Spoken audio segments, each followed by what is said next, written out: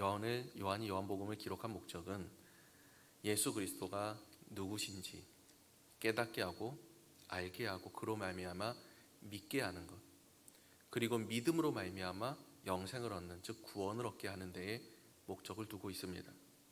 때문에 요한복음의 전체의 말씀은 언제나 예수 그리스도가 어떠한 분이신지, 예수 그리스도가 어떠한 분인지 계속해서 이야기를 하고 있고, 그를 통해서 예수 그리스도를 믿으라고 계속해서 권면을 하고 있는 말씀이다라고 이야기할 수 있습니다.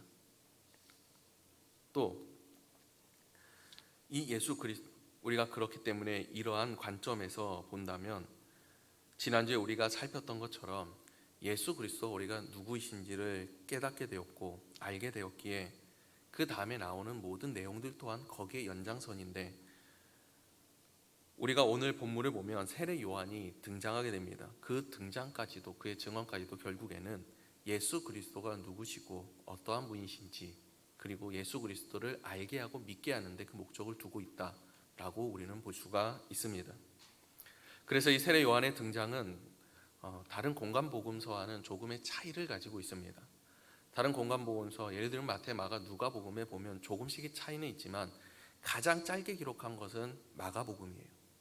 마가복음에는 아주 짧게 기록이 되어 있지만 그가 무엇을 했고 어떤 사역을 하고 어떻게 증언했는지에 대한 이야기가 분명 기록은 되어 있습니다. 또 마태복음에는 그보다 조금 더 길게 이야기가 진행되어 있는데 그가 어떻게 세례를 베풀었고 어떠한 선포를 했고 어떠한 사역을 했는지 정확히 기록이 되고 있습니다. 누가복음에서는 그의 탄생 전부터 그의 아버지가 대제사장 사가랴입니다. 사가랴가 천사로부터 이러한 아이를 너가 갖게 될 거라는 그러한 예언으로부터, 그러한 말씀부터 시작해서 그 외에 요한의 탄생까지 거의 한 장을 다 살해하면서 이 요한의 이야기를 기록을 하고 있습니다. 그리고 요한이 어떠한 사역을 했고 어떻게 예수님 앞에서 그가 세례를 주었던 모습들까지도 다 일일이 기록을 하고 있다는 거예요. 즉 세례 요한이 어떠한 사역을 했는지, 그러한 행동과 그가 무엇을 했는지 그러한 모든 것에 관점을 두고 보고 있다면, 근데 참 신기한 것은 오늘 요한복음에는 그가 어떠한 사역을 했는지에 대한 직접적인 언급은 없다라는 거예요. 그저 그들의 질의응답을 통해서 이러한 일을 했다라는 것을 우리가 유추할 수 있고, 또 또한 그 전에 우리가 알고 있듯이 세례 요한이 어떠한 일을 했는지, 어떠한 사역을 했는지, 어떠한 사람인지를 우리가 그것을 통해서, 과거를 통해서 누가복음이나 마태복음, 다른 복음서를 통해서 우리가 알 수가 있습니다. 요한이 세례 요한을 타 복음서와 다르게 그의 탄생과 사역에 대해서 일일이 기록하지 않은 데에는 두 가지 이유가 있다고 볼 수가 있습니다. 그 첫째 이유는 이미 유대인들 가운데 세례 요한을 모르는 사람이 없다라는 거예요. 모르는 사람이 거의 없을 정도로 그의 인지도나 그의 모든 그 이름이라는 것이, 그 세례 요한이 어떠한 사람이고 어떠한 일을 했는지 다 알고 있어요. 어떤 사람들은 그를 선지자라고 여겼고 어떤 사람은 메시아가 아닌가 얘기했을 정도로 그에 대해서 관심이 많았고 영향을 끼쳤던 사람이었습니다. 또 그뿐만이 아니라 이미 마태복음, 마가복음, 누가복음에서 세례 요한이 누구인지를 다 기록하면서 전하고 있기 때문에 어찌 보면 굳이 기록할 필요가 없을 정도로 많은 사람들이 알고 있다라는 거예요.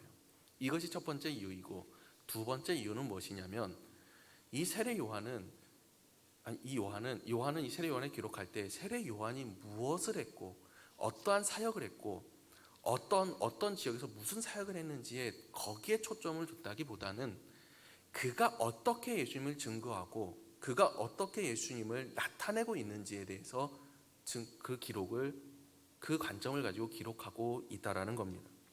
거기에 초점을 두고 있기 때문에 이렇게 짧게 요한에 대해서 언급하고 넘어간 것으로 볼 수가 있습니다. 때문에 요한이 이 복음서에 세례 요한을 등장시킨 이유는 그와 같다고 얘기할 수 있습니다. 먼저는 유대인들에게 수백 년 동안 선지자들이 없었어요. 선지자도 없었고 암흑기라고 불리는 그 시대를 살았을 때에 다시 이 땅 가운데 하나님의 말씀을 전하는 선지자와 같은 자가 세워졌다라는 거예요. 수많은 사람들이 그를 보았고 선지자라 생각하고 어떤 이들은 메시아라고 생각될 정도로 생각했던 그 인물, 어마어마한 영향력과 그리고 인지도를 가지고 있는 인물이었기 때문에 그가 하는 증언은 유대인들에게 있어서 매우 큰 효과를 가질 수가 있기 때문입니다. 그리고 또 한 가지는 이때까지도 세례 요한의 제자들이 있었다라는 거예요. 근데 이 세례 요한들의 제자의 특징이 무엇이냐면 예수님의 사역이 점점 커져가고 이 세례 요한을 찾아오는 사람이 줄어갈 때에 이 제자들이 세례 요한에게 걱정스레 물어보는 것이 이거예요. 그는 커지고 우리는 작아진데 어떡합니까? 자신들의 입지를 걱정하게 되고 계속해서 걱정하는 모습을 우리가 볼 수가 있어요. 그런데 그 세례 요한을 추종하던 자들, 그의 제자들이 이 요한이 이것을 기록할 때가 주후 대략 한 70년대, 80년대라고 그렇게 예상을 하고 있는데 그때까지도 있었다라는 거예요. 그러한 사람들에게 다시금 알게 하기 위해서 이 세례 요한의 이야기를, 그의 증언을 기록한 것이라고 볼 수 있습니다. 너희들이 새 스승이라고 얘기하던, 너희들이 추종하던 그가 증언하는 예수 그리스도를 믿으라는 거예요. 그러면 오늘날 이 메시지가 우리에게 전해졌습니다. 여러분, 세례 요한이라는 인물은 우리가 너무나 잘 알고는 있지만 그렇다고 우리의 삶에 밀접한 연관성이 있거나 그가 위대한 사람이라는 것을 예수 그리스도를 통해서 분명히 알고 있지만 예수님께서 말씀하셨잖아요. 여자가 낳은 자 중에 가장 큰 자다라고 얘기하셨잖아요.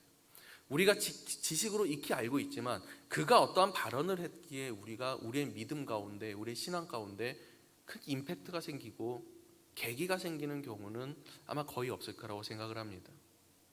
그런데도 이 말씀이 우리에게 전해진 데는 분명히 이유가 있지 않겠습니까?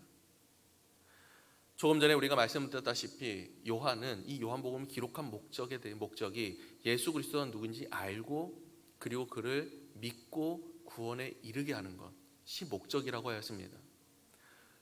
그런데 하지만 궁극적인 목적은 분명히 여기서 끝은 아닐 거예요. 예수님께서 이 땅 가운데 내려오시고 우리에게 구원의 길을 열어주셨습니다. 그리고 그분이 예수님께 승천하시면서 제자들에게 명령하셨던 것이 무엇입니까? 너희는 가서 모든 사람들을 너희 제자로 삼으라고 얘기했어요. 스승이 제자에게 지식을 전달하는 이유는 그 지식을 가지고 잘 살으라는 의미도 있지만 그에게 꼭 수제자를 두면서 자신의 모든 것을 물려주는 이유는 지식의 계승 때문입니다. 이러한 모든 것을 하나님께서 우리를 믿게 하시고 구원에 이르게 하셨다라는 것은 여전히 믿지 않은 자들 가운데 우리가 우리의 믿음을 가지고 이 믿음을 계승시켜야 될 이유가 있기 때문이에요. 아직 믿지 않은 자들에게 그리고 우리의 자손들에게 그 믿음을 계승시키기 위해서 우리를 먼저 믿게 하시고 알게 하셨다라는 겁니다. 지난 시간 우리는 예수 그리스도가 누구신지를 알았습니다. 그렇기 때문에 그 예수 그리스도가 누구신지에서 알고 믿고 그저 우리만 구원받고 끝이 아니라 하나님께서 원하시는 그러한 삶의 모습이 있을 거예요. 그것이 바로 증인의 삶이라는 것입니다. 내가 예수 그리스도를 증언하고 복음을 증언하며 살아가는 삶, 거기에서 가장 큰 모델이 될 수 있는 사람이 누구인가? 사도 바울도 그럴 수 있고 수많은 사람들이 그의 모델이 될 수 있지만 오늘 말씀 가운데서는 우리는 세례 요한을 들 수가 있을 듯합니다.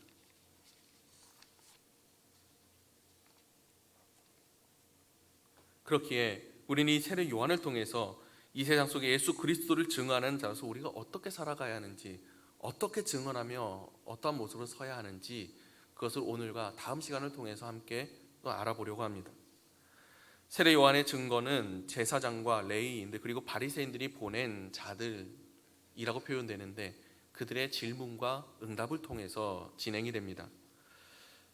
유대인들이 제사장들과 레위인들, 일반 백성들이 그들을 보내는 권위나 그런 능력이 없기 때문에 사내들인 공의회나 그러한 것들이라고 생각을 할 수 있어요.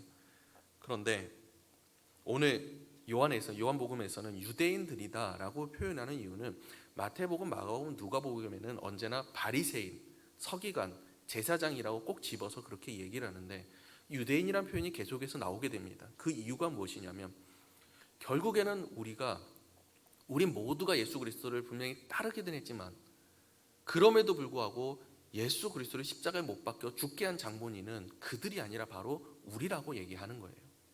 그렇기 때문에 계속 유대인이라는 표현을 계속해서 사용하게 됩니다. 여튼 레위인과 제사장들이 요한에게 와서 물어요. 너는 누구냐? 아마도 정중하게 처음에는 이야기하지 않았을까라고 생각은 됩니다.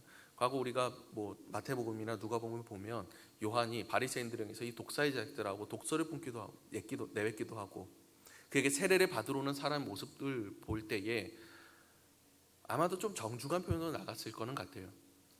하지만 질문은 이거였습니다. 넌 누구냐? 라는 거예요. 여기서 우리에게 만약에 그러한 질문이 온다면 여러분 어떻게 대답하시겠습니까? 당신은 누구십니까? 라는 질문을 하면 저는 이렇게 대답할 것 같아요. 저의 타이틀이 있지 않습니까? 제가 내세울 수 있는 것, 제 저를 나타낼 수 있는 것. 저는 대조제일교회 부목사 이정주라고 합니다. 그리고 제 아들의 친구나 그 자녀들 가운데 저는 하람이 아빠입니다. 제가 우리 아들을 데리고 어린이집을 보내요. 보낼 때 띵동합니다. 띵동하면 하람이가 있으면 물어보질 않는데 그 영상을 보고 물어보진 않는데 제가 혼자 데리러 가면 꼭 물어봐요. 누구세요? 마스크 쓰고 있기 때문에 그런지 누구세요라고 물어봅니다. 그럼 제가 이렇게 얘기해요. 하람이 아빠입니다. 그렇죠? 그것을 나를 나타낼 수 있는 가장 효과적인 방법이기 때문에 그래요. 그런데 또한 바울도 이랬어요. 자신을 증언을 합니다. 자신을 증언할 때 나는 바리새인 중에 바리새인이다 얘기하고 태생부터 로마인이라는 것을 얘기합니다. 베냐민 지파라고 이야기합니다. 그리고 가마리엘 학파의 문화생이라고 얘기를 합니다. 자신을 나타낼 수 있는 무엇인가가 있다라는 거예요. 모든 사람에겐 그런 것이 있어요. 그런데 이 세례 요한은 이러한 이야기를 합니다. 그 너는 누구냐라는 질문에 이렇게 대답을 해요. 나는 그리스도가 아닙니다. 그들의 질문의 의도와 그들이 질문하는 이유, 그런 모든 것들을 알고 있었다라는 거예요. 그런데 그가 먼저 시작하는 이야기는 앞뒤에 그런 어떠한 사설을 붙이거나 자신에 대해서 무엇인가를 얘기하는 것 아무것도 없이 오직 한 가지를 이야기하는데 나는 그리스도가 아닙니다 라고 이야기하는 거예요. 그리고 이어지는 말씀이 이것입니다. 세례 요한에게 또다시 묻습니다. 내가 누구냐? 그러면 엘리야냐? 선지자냐? 라고 물어요. 그런데 거기서 나는 또 아니다 라고 이야기합니다. 우리는 얼마든지 유추해낼 수 있죠. 하도 예수님께 나온 바리새인들이나 그런 제사장들이 예수님을 향해서 질문을 던지고 공격했을 때에 결국엔 자신들의 밥그릇이 뺏기고 자신들의 입지가 빼앗겼기 때문에 그것을 논박하여서 그 사람을 무너뜨리고 내가 그것을 찾아오기 위해서라는 것을 너무 잘 알잖아요. 그런데 그러한 가운데에서 이 세례 요한은 아무 말 하지 않고 오직 아니라고만 이야기를 해요. 말라기의 말씀 보면은 4장 5절에 보면 보라 여호와의 크고 두려운 날이 이르기 전에 내가 선지자 엘리야를 너희에게 보내리니. 그러니까 메시아가 오기 전에 엘리야가 먼저 온다라는 거예요. 그렇게 말라기에 기록이 되어 있어요. 그런데 그 엘리야가 너냐라고 물어보는 거예요. 아니라고 이야기합니다. 그리고 그 선지자가 너냐라고 물어봤을 때 그 선지자는 신명기 18장 18절에 보면 내가 그들의 형제 중에서 너와 같은 모세예요. 너와 같은 선지자 하나를 그들을 위해 일으키고, 그러니까 모세와 같은 선지자냐 라고 이야기하는 거예요. 거기에서도 아니다라고 이야기합니다. 여기서 우리는 몇 가지 의문이 들 수 있습니다. 왜 요한이 삽디사슬을 붙이지 않고 그저 그리스도가 아니다, 나는 엘리야가 아니고 선지자가 아니다 라고 이야기했는가? 그저 그것이 자신이 아니기 때문이 아니라, 내가 그리스도가 아니기 때문에 그저 아니다라고 얘기하는 것뿐만이 아니라 그 앞뒤에 사설이 없이 모든 것을 부인했던 그 이유는 다른 말을 내가 했을 때에 생기는 그 파급력이라든지 그 뒤에 생겨나는 수많은 문제들을 알고 있었기 때문이에요. 무슨 말이냐면 이 요한을 추종하는 자들이 너무나도 많았습니다. 그를 메시아라고 생각되는 사람도 있었고 선지자다라 이야기하는 사람들이 너무나도 많았다라는 거예요. 그 말 한마디가, 우리 이런 설교 많이 들어보지 않았습니까? 요한이 만약 자신이 메시아라고 얘기한다면 수많은 사람들이 믿었을 것이고 그를 통해서 어떠한 일이 일어났을 것이다. 사람들이 뭉쳤을 것이고. 그렇게 자신이 말을 안 하는 거예요. 자신에 대해서 아무런 증언을 하지 않는 거예요. 오늘 말씀에 보면 세례 요한이 자신에 대해서 증언하는 것은 딱 한 가지가 나와요. 나는 소리다라는 것.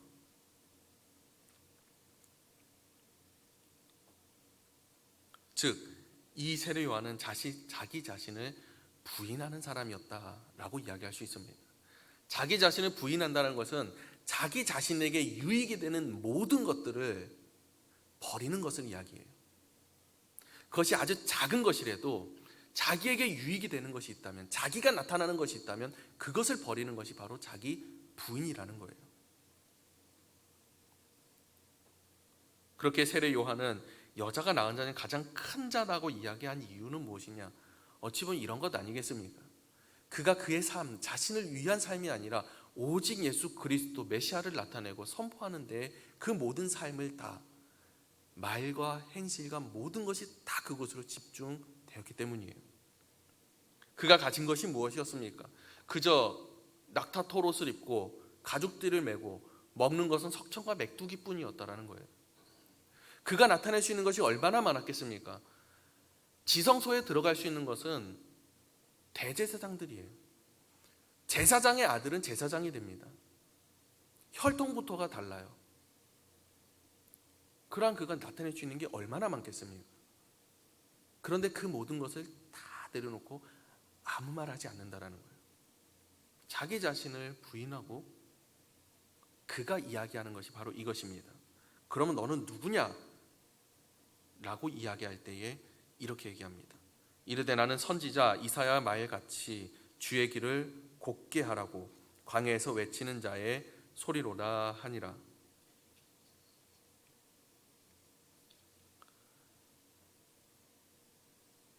이 말은 곧 이 세례 요한이 자기가 어떠한 사람이고 어떠한 일을 하는 사람인지를 정확히 알고 있었다라는 거예요. 그렇기 때문에 지금 제사장들이 와서 이야기하는, 바리새인들이 와서 이야기하는 너가 엘리야냐 모세 같은 선지자, 그 선지자냐 라는 말에 그가 그렇다라고 이야기해도 돼요. 아무런 문제가 되지 않아요. 오히려 예수님께서 그를 증언하지 않았습니까? 말씀해 보면 마태복음 17장 12절에 보면 내가 너에게 말하노니 엘리야가 이미 왔으되 사람들이 알지 못하고 임의로 대우하였도다. 그리고 나타나는 말씀에 제자들이 세례 요한을 가르쳐서 이야기했다는 것을 깨닫게 돼요. 예수님께서 직접 증언하신 거예요. 그가 엘리야의 영으로 그가 온 것이다. 이미 왔다.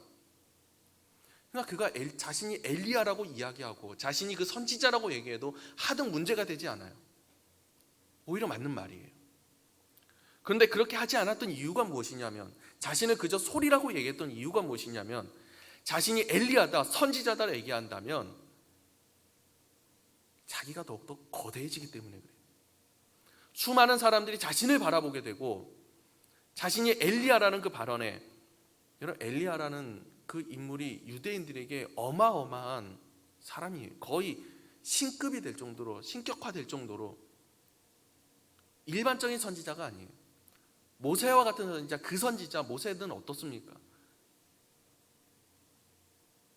근데 그와 같은 사람이라고 자신이 증언하게 되면 그게 생겨나는 효과는 자신을 따르는 사람, 자신의 말을 귀 기울인 사람이 많아질 것은 분명하지만 반대로 자기가 해야 하는 역할은 그저 길을 닫고 예수 그리스도의 길을 닫고 사라져야 하는데 사라지지 못한다라는 거예요. 예수 그리스도를 나타내지 못한다라는 거예요. 아니, 나타낼 수 있지만 그 빛이 퇴색이 되어버린다라는 거예요. 그렇기 때문에 아니라고 부인을 합니다. 그리고 자기 자신의 부인의 최고라고 얘기할 수 있는 최선이라고 할 수 있었던 것이 무엇이냐면 그 표현이 바로 나는 소리다라고 얘기하는 거예요. 여러분, 이 소리라는 것이 무엇입니까? 제가 손뼉을 안 쳤는데 짝 소리가 날까요? 안 나죠. 손뼉은 제가 손뼉을 쳐야 소리가 납니다. 어떠한 사물이나 어떠한 현상이나 어떠한 사람이 그 소리를 발할 때에 그 소리가 나요. 소리 자체가 주체가 되어서 스스로 혼자서 자생해서 무엇인가를 이루어내건지 스스로 소리를 낼 수 있는 존재가 아니라는 겁니다. 얼마 전에 천둥이 어마어마하게 크게 들렸습니다. 혹시 들어보셨습니까? 저는 지금까지 살면서 가장 큰 천둥 소리였습니다. 대략 한 11시쯤이었던 것 같긴 한데요. 제가 자고 있었는데 번개 소리가 천둥 소리가 좀 들렸어요. 그 전에 계속해서 들려서 이게 천둥이 치나 보다. 저희 아내도 깨서 농담 삼아서 드디어 주님 오실 때가 됐나 보다 라고 얘기하면서 이렇게 얘기를 했는데, 조금 있다 깜짝 놀라서 그 자리에 벌떡 일어나 창문을 한번 열어봤어요. 그 이유가 뭐냐면 꽉 소리가 들리는데, 저는 솔직히 이건지 알았어요. 정말로 재개발 들어갔잖아요. 재개발 이제 건물 부시고 있는데 비도 많이 오고 하니까 혹시라도 뭐 건물이 균열이 생겨서 저기 멀리도 아니고 바로 옆 건물 혹은 뒷 건물이 무너지는 소리인 줄 알았어요. 와르르르 무너지는 소리가 들리는 건지 알고 깜짝 놀라서, 그러니까 그 소리가 얼마나 컸던지 마치 진짜 땅이 진동하는 것처럼 그런 소리가 들렸어요. 깜짝 놀라서 문을 열어 봤더니 평안합니다. 그 사이렌 소리만 조금 나고 우선 방송 소리가 나는데 비 소리가 나고 아무것도 안 무너졌어요. 교회도 멀쩡하고요, 집도 멀쩡했고요. 여러분, 우리가 소리를 들으면 무엇인가가 일어났다는 것을 현상을 알 수 있고, 그것을 통해서 무엇이 있다라는 것을 우리가 깨달을 수 있습니다. 운전을 하러 가다 보면 뒤에 사이렌 소리가 들리지 않습니까? 그러면 셋 중에 하나일 거예요. 무엇이겠습니까? 경찰, 구급차, 소방차. 이거 세 개 아니면 어떤 사이렌이 있겠어요? 거의 그거겠죠. 그럼 우리는 자연스럽게 뒤에 급한 차가 있구나 라고 하면서 우리는 비켜설 수 있게 됩니다. 보지 않아도 알 수 있어요. 소리라는 게 그런 역할이에요. 그런데 우리가 웽웽 소리, 그 사이렌 소리 들으면서 사이렌 소리가 들리네, 이 소리가 자생적으로 발생해서 어디선가 들리기 시작하나 보다. 정상적인 사람이라 이렇게 생각 안 할 거예요. 정상적인 사람이라면 그 소리를 듣고 무엇인가 있다는 걸 깨닫게 되고, 그것을 보게 되고, 그것을 인지하게 됩니다. 그리고 소리라는 것은 결국 사라지게 되고, 우리가 인지하고 알게 되고 보게 되는 것은 소리가 났던 그 현상이나 혹은 그 물체를 우리가 보게 돼요. 세례 요한은 자신을 표현할 때 이렇게 얘기한 거예요. 이사야 선지자가 말한 것처럼 나는 소리일 뿐입니다.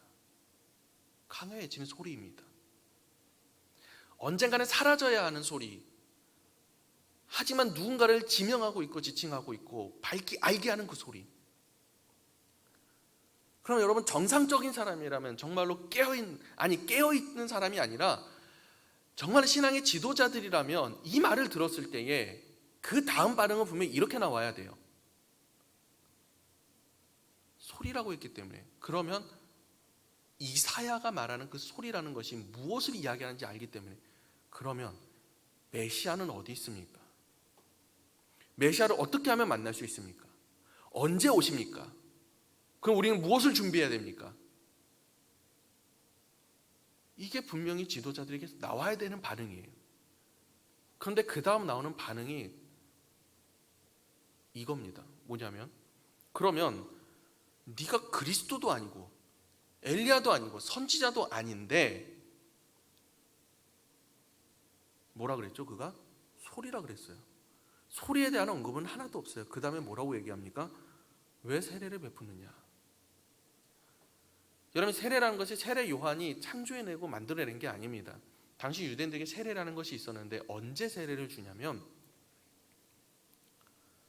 이방인들이 개종해서 유대인이 되었을 때, 유대교로 들어올 때 세상 죄를 씻는 예표로서 세례를 줘요.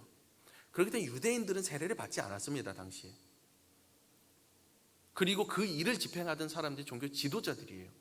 자신들의 권위고 자신들의 권위의 상징이라는 거예요. 자신들이 해야 하는 거예요. 그러니까 세례 요한에게 이렇게 얘기하고 있는 겁니다. 넌 그리스도도 아니고 우리보다 높은 엘리야나 모세도 아닌데 너는 왜 불법을 행하면서 이렇게 세례를 주고 있냐? 라고 얘기하고 있는 거예요. 그럼 이게 이해가 되십니까? 그러니까 쉽게 말하면 너 왜 우리 밥그릇 뺏어가서 인기를 이렇게 차지하고 있느냐?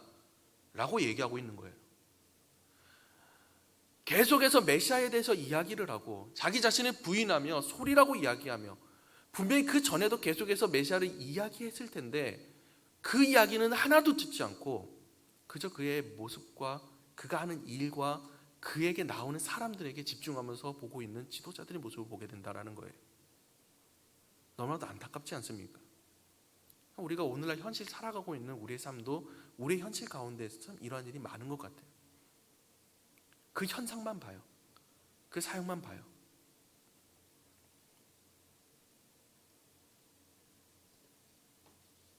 그러한 가운데 또다시 이 요한이 한 가지 이야기를 합니다. 너희 가운데 나는 물로 세례를 베풀었을 뿐입니다. 나는 물로 세례를 베풀거니와.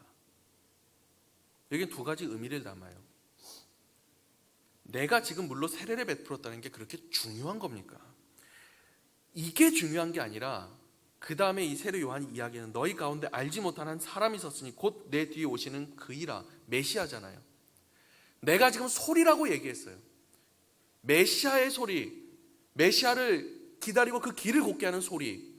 그러면 너희들이 봐야 하고 알아야 하는 것은 메시아인데 지금 그 세례가 중요한 게 아니라는 거예요.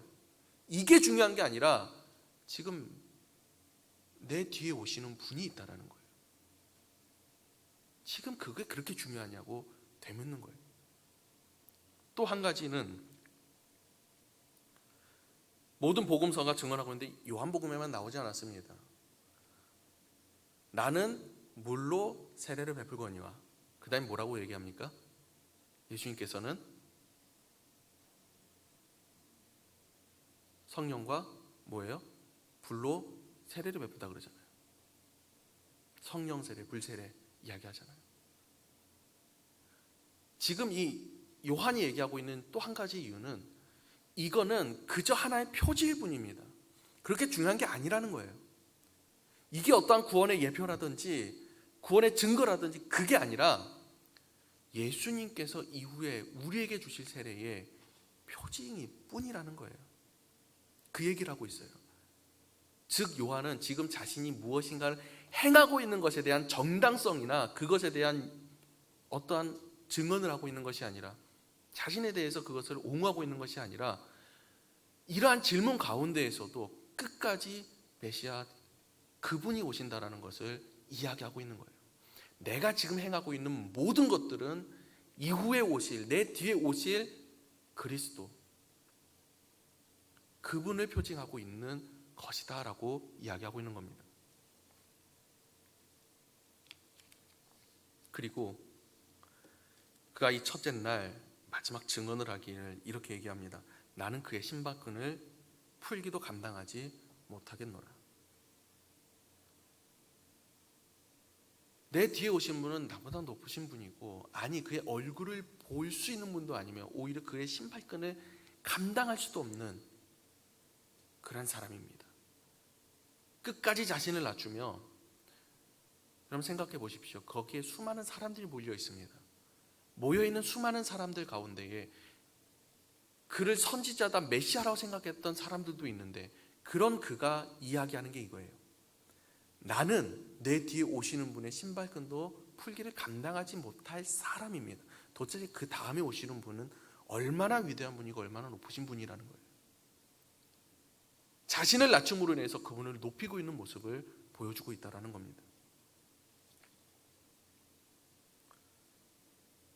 세례 요한은 이러한 모든 질의 응답뿐 아니라 그의 모든 삶 가운데에서 늘 그랬어요. 모든 순간을 자신을 위해서 할애하지 않고 오직 그리스도를 나타내고 증거하는 데 모든 것을 사용했습니다. 하나님께서 우리에게 인생을 허락하시며 먼저 믿게 하시고 구원의 길로 들어서게 하신 것은 모든 믿지 않는 자들에게 복음을 전하고 그 구원의 길을 제시하는 데 이유가 있지 않겠습니까? 증거하라는 거예요. 우리에게 눈을 주셨습니다. 눈을 주셨어요. 눈을 왜 주셨을까요? 하나님께 천지를 창조하시지 않았습니까? 꽃을 보면 아름답고 산을 보면 웅장하며, 오늘 날씨가 너무나도 맑아서 산을 보니까 너무 맑게 잘 보이는 거예요. 야, 정말 여기는 저 강남의 뷰가 부럽지 않은 그런 곳이구나. 지대도 높기 때문에 참 그것에 감탄을 하고 아름다운 곳을 보라고 눈이 있는 건 사실이에요. 그런데 이 눈이 나만의 이익을 위해서 하나님께 주신 것일까요? 하나님께서 이 눈을 나에게 허락하셨다면 이 눈을 통해서 보라는 거죠. 아직도 믿지 않고 방황하는 자들이 있기 때문에. 그럼 우리에게 입을 주신 이유가 무엇입니까? 이 입을 통해서 내가 맛있는 것도 먹기도 하고 말하기도 하고 사랑을 속삭이기도 합니다. 사람들과 함께 이야기하며 즐겁게 기쁘게 그 마음을 합하기도 합니다. 그런데 그것이 나만을 위해서 허락하신 걸까요? 아니, 오히려 이 입술을 통해서 그 믿지 않는 자들에게 내 입을 통해서 증언하라고 우리에게 허락하신 것 아니겠습니까? 우리에게 삶을 허락하셨습니다. 그 이유가 무엇이겠습니까? 예수 그리스도를 믿고 구원에 이르게 할 뿐 아니라 내가 거기에서 끝나는 것이 아니라 세례 요한과 같이 소리의 삶으로서 증언하라는 거예요. 내 모든 삶을 나에게 허락하신 이유는 아직도 믿지 않는 자들이 너무나도 많기 때문에 그들에게 증언하게 하기 위해서 우리에게 허락하셨다라는 겁니다. 모세가 부르심을 받을 때가 언제였습니까? 80이잖아요. 80부터 40년간 이스라엘 백성들을 인도합니다. 여러분, 우리가 나이가 많고 적고가 문제가 되지 않아요. 여전히 하나님께서 우리의 이 땅 가운데 살아 숨쉬게 하셨고 아직도 우리를 부르시지 않으시고 이 땅 가운데 거하게 하셨다면 거기에는 목적과 이유가 있습니다. 그 이유는 바로 끝까지 증거하라는 거예요. 증인의 삶을 살아가라는 거예요. 세례 요한은 메시아를 증거하기에 앞서서 가장 먼저 자신을 부인했습니다.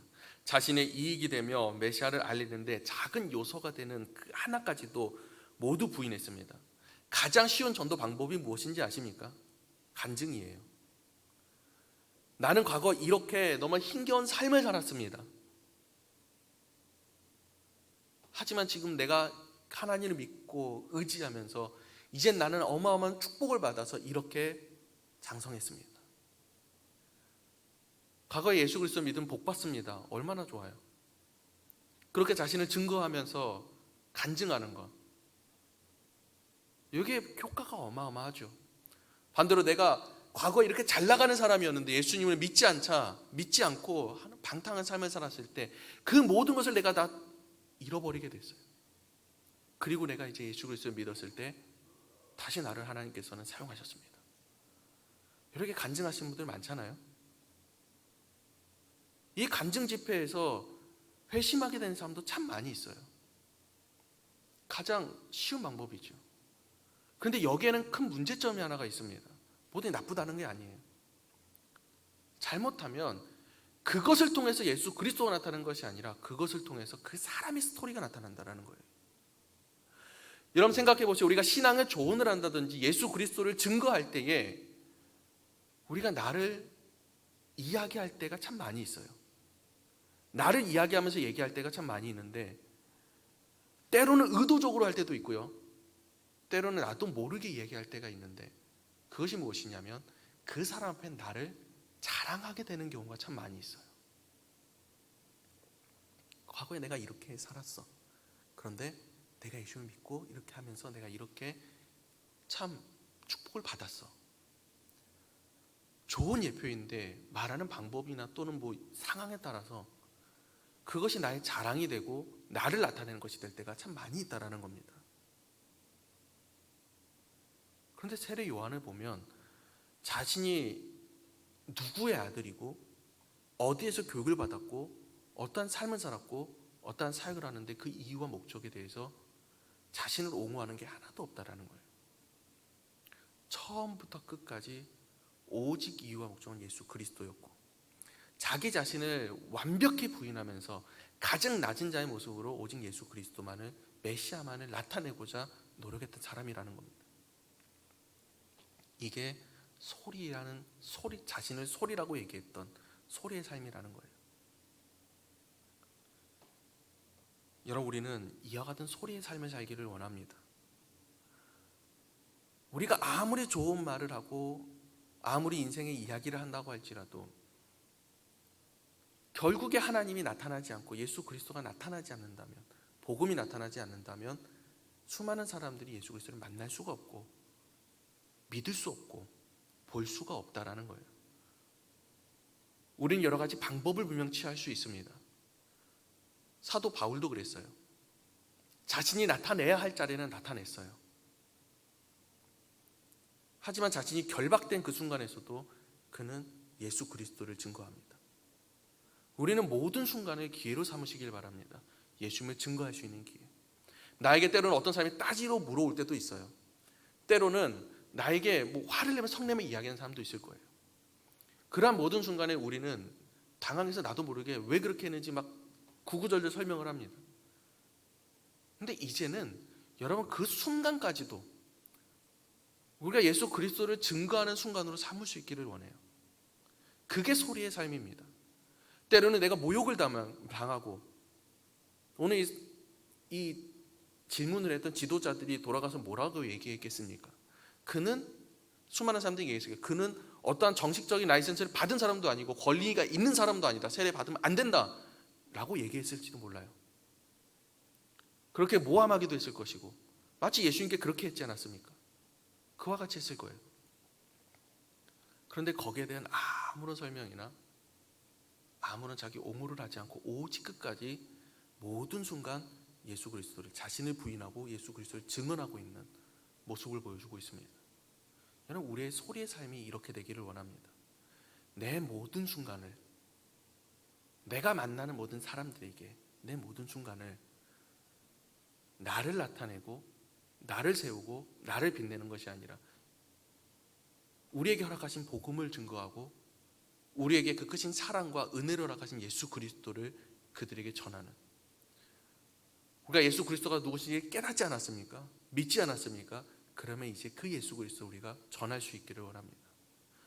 또 앞으로 우리가 요한복음 계속해서 살펴갈 때마다 예수 그리스도가 누구신지를 깨달을 때마다 우리가 깨달은 그것을 가지고 나아가서 우리가 내가 아니라 예수 그리스도를 증거하는 그러한 삶으로서 소리의 삶을 살아갈 수 있는, 내 자신을 부인하고 예수 그리스도를 증거하는 삶을 살아가는 우리 모두가 될 수 있기를 간절히 소망합니다.